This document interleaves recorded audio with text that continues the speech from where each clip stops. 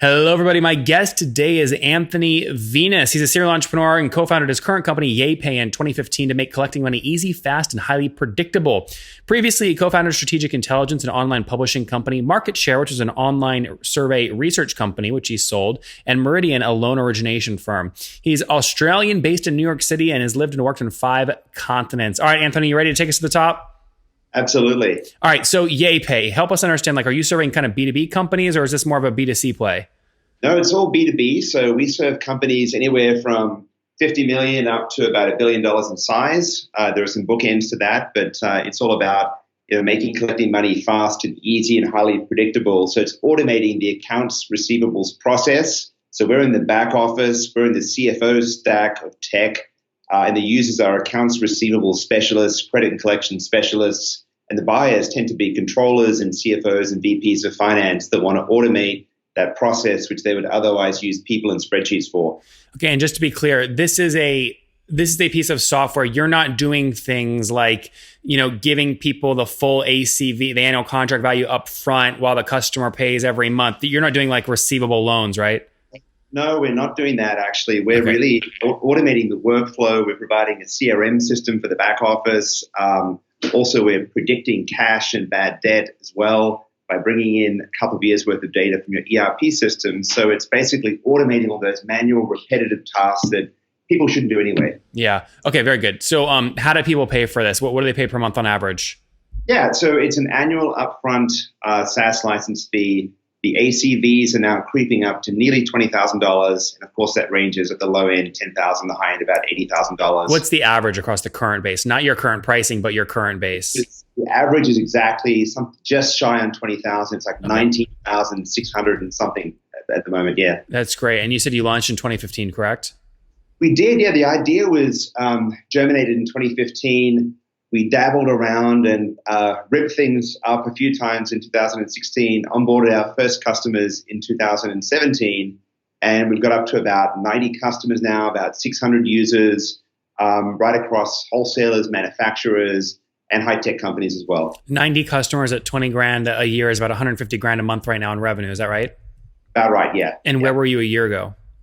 Oh my God, we were very nascent a year ago. It's blown up many, many times over the last year. So what was MRR, would you say, a year ago? God, it was like, 10% of that amount. So it's really the last 12 months we've seen the traction and it really coming to a point where it's getting really interesting. So just to be clear, January 2018, you were probably doing about 15 grand a month. Now you're doing 150. Correct, yeah. And where did most of that growth come from? New customer ads or expansion on the historical cohort?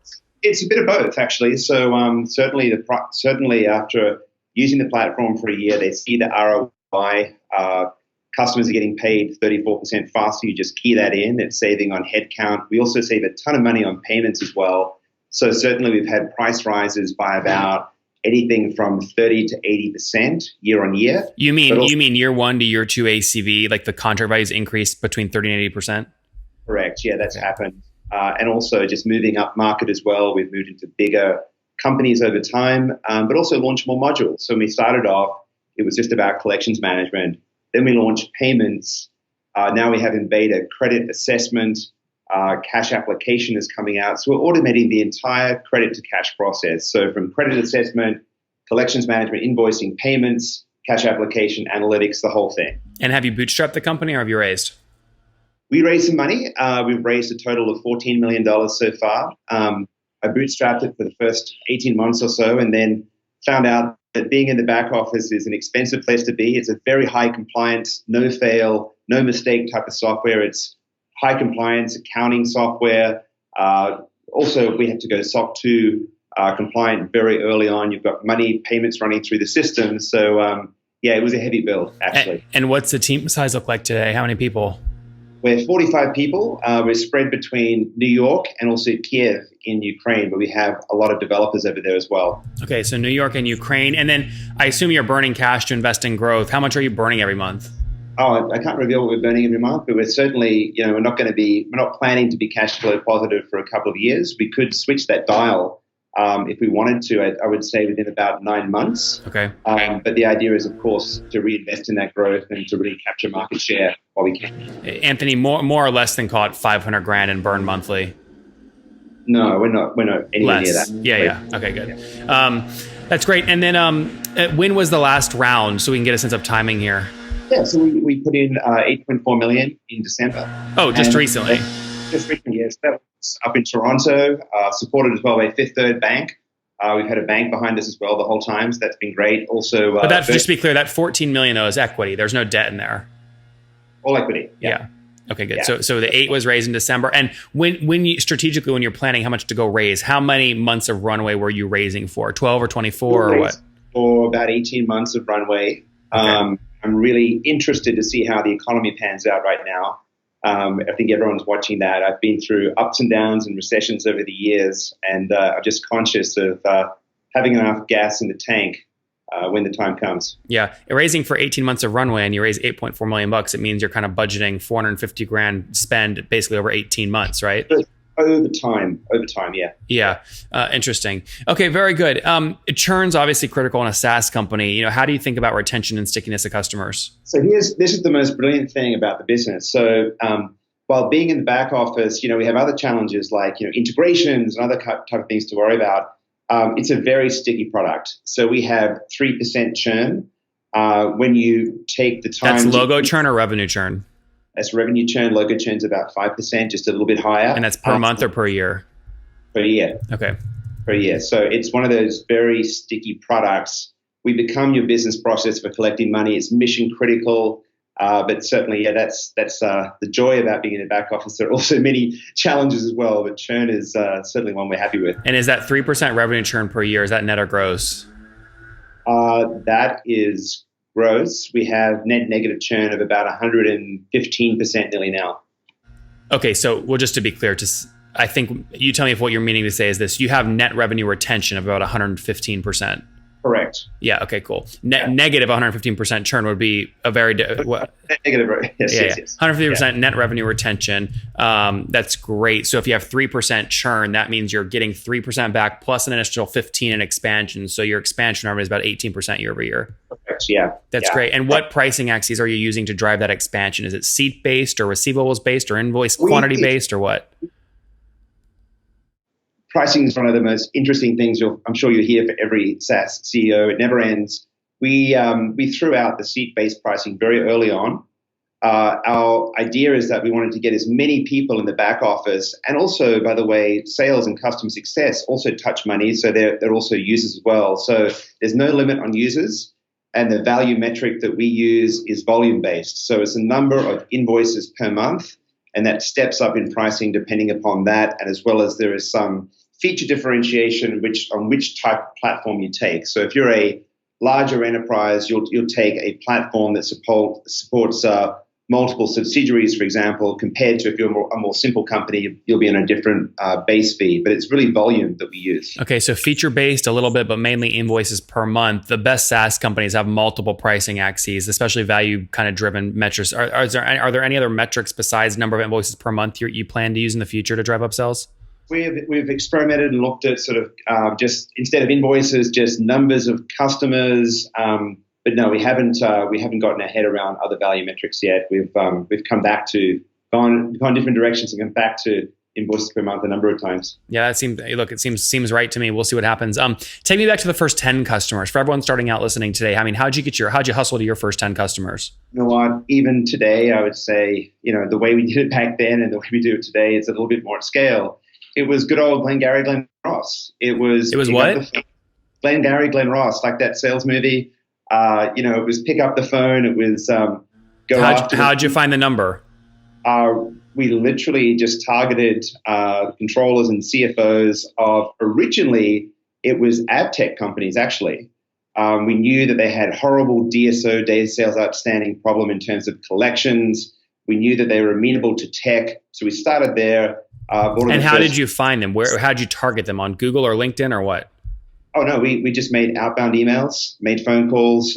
We jumped in their office when we could. And then most of the sales now, I'd say 95% are just done over the phone. Yeah, but Anthony, how did you actually find a website and say, okay, I know this is an ad tech company, and okay, now let me go find the controller? Right. What tools do we use? How did you find all the ad tech companies? LinkedIn. Got lists on LinkedIn and just figured out who were the top 100 ad tech companies, started going down the list and approaching them and seeing who was interested. So yeah, that was the way we did it. And how many did you have to approach before you closed your first deal? I'd say we banged our head against probably 20 companies before we got the first deal. And, you got the first one, the second one, the third one, and it kind of gets easier from there on. Yeah, no, that's great. Very good. All right. Last question here on economics before we wrap up with the famous five. CAC, what are you spending to get a new $20,000 a year customer? Yeah, so we've been experimenting across inside sales and we tried also some value-added reseller channels. The CAC payback now is sitting around 13 months. Okay, so you're spending about 22 grand a month, 22 grand to get them? Correct, yeah. Exactly. And you're spent besides headcount, salespeople, marketing, et cetera, where are you spending that 22 grand? Yeah. So it's a little bit of digital. It's a bit of events. It's just spread around. So it's mostly headcount and SDRs grinding out the phones, making those phone calls. Also some content, of course, thought leadership. Every outbound email that we make, every outbound phone call becomes an inbound because they go and check out the website, they check out the content. Do these guys know what they're talking about? That's all built in. And what's your largest cohort of customers today? You have manufacturer, media, ad tech, IT outsourcing on your website. Which one's the biggest cohort today? I would say, let's see now, it's probably still the big tech companies. Ad tech? I wouldn't say even ad tech. I'd say it's actually the bigger kind of B2B SaaS platform companies like we've had on Flexport, but back to ad tech, we've got Media Math, which is a pretty big company these days. So it's kind of, it's up there with those guys. Increasingly, some of the manufacturers and some of the so-called dirtier industries. Flyers Energy is our largest customer, $3 billion company. Yeah. It's one of those things where if you had 100 CFOs in the room in B2B and you said, hey, hands up, who's got an issue with collecting cash, you'd get 99 hands that would go up. So it's been an issue of focus. We started with the tech companies, and we also realized over time, manufacturers and wholesalers have also got perhaps even a deeper need. They're supply chain businesses that need to get their hands on cash pretty quickly. Yep. Very good. All right, let's wrap up here, Anthony, with the famous five. Number one, what's your favorite business book? I read a lot. I'm going to tell you the book that I've been reading lately that had the most impact is Fierce Conversations. That was by Susan Scott. Talks about all the conversations that you should have had in life, whether it be personal life and business, and all the ones that you need to have. And it's just a great read, really useful. Number two, is there an under-the-radar CEO you're following or studying? There's not. I'm not one of these people who follows these kind of big name or even small names. No, under the radar. Under the radar, right. You know what? I do work with a CEO coach, a guy, Don Schiavone. He used to run a company called Grasshopper. I get a lot of wisdom out of Don. So probably Don's not a guy I usually hear of, but Don Schiavone, I'll give a shout out to Don. It's just a ton of wisdom in SaaS. And anyway, that's number three. What billing platform do you use to bill your customers? Well, we use YayPay, of course. What is it built on top of, though? It's authorized.net, or what's the gateway? Right. We use APS. We've got APS Rails, and there's also another deal coming out with us that I'll be able to announce soon, Card Connect. Okay, very good. Number four, how many hours of sleep do you get every night? Something that I've been working on. There's an app I've been actually tracking my sleep with called Auto Sleep. It connects from the Apple Watch automatically when you fall asleep. I was getting last year, I'm going to say 5 hours sleep, and my goal this year is to improve that. So I've been getting 6 to 7 on weeknights these days, and trying to aim for more than that on the weekends. But, that's great.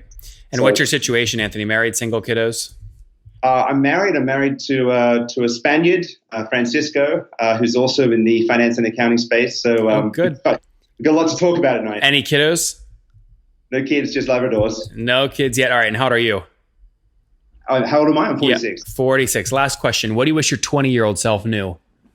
Oh my God. I would have told my 20-year-old self to be kind to myself, take it easy, don't be in such a rush, and it's going to happen. So yeah, I think I've always been in a rush over life, and getting to this point in life, I'm understanding sometimes you take it a little bit slower, it happens easier. Guys, be kind to yourself. Anthony founded YayPay back in 2015. Again, helping SaaS companies, ad tech companies, etc., get their receivables, their invoices, etc., paid faster and more effectively. 90 customers currently paying about 20 grand per year, so 150 grand right now in revenue, up from 15 grand a month just a year ago. So healthy growth. They've raised 14 million bucks. Eight and a half of that was back in December of 2018, burning way less than 500 grand per month right now. Plenty of runway. Team of 45 in New York City and Ukraine, doing about 115% net revenue retention annually. That's 18% expansion and 3% churn, spending 22 grand to get a new customer for a 13-month payback